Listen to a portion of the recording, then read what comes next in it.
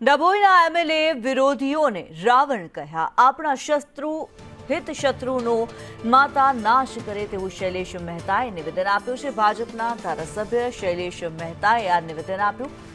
હવનમાં હાડકા નાખનારા રાવણ બહુ આવે છે। રાવણોનો વધ કરવા માતા આવે।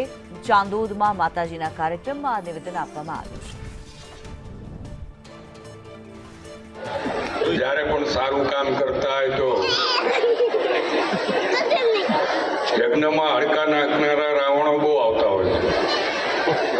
ત્યારે આપણે તો એટલું જ માંગીએ, જે કઈ શત્રુઓ હોય, હિત શત્રુ હોય, તમામનો માતાજી નાશ કરે અને વિસ્તારના વિકાસ કરવાની શક્તિ આપે।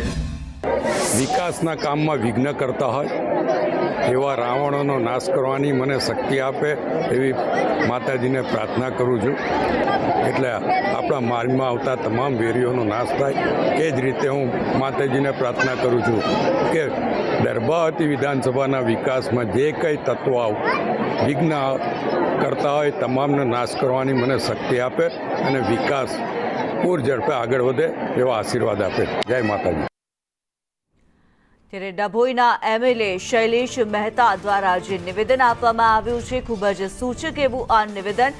ભાજપ ધારાસભ્યએ વિરોધીઓને રાવણ ગણાવ્યા છે। આપણા શત્રુ હિત શત્રુનો માતા નાશ કરે તેવું શૈલેષ મહેતા દ્વારા નિવેદન આપવામાં આવ્યું છે। દશેરાનો પર્વ છે। દશેરાના પર્વ પર શૈલેષ મહેતા દ્વારા જે નિવેદન સામે આવી રહ્યું છે, વિરોધીઓને રાવણ ગણાવ્યા છે। આપણા શત્રુ હિત શત્રુનો માતા નાશ કરે માતાજીને પ્રાર્થના કરવામાં આવી છે। તેમના દ્વારા કહેવામાં આવ્યું કે હવનમાં હાડકા નાખનારા રાવણ બહુ આવે છે। રાવણોનો વધ કરવાની માતા શક્તિ આપે તેવી પણ તેમના દ્વારા પ્રાર્થના કરવામાં આવી છે। ચાંદોદમાં માતાજીના એક કાર્યક્રમની અંદર તેઓ સામેલ થયા હતા, જ્યાં તેમણે આ નિવેદન આપ્યું છે। માતાજીની આરાધનાનો એક કાર્યક્રમ યોજાયેલો હતો। આ કાર્યક્રમની અંદર નિવેદન આપતા ડભોઈના એમએલએ વિરોધીઓની ઉપર પ્રહાર કર્યા છે। વિરોધીઓને તેમણે રાવણ ગણાવ્યા।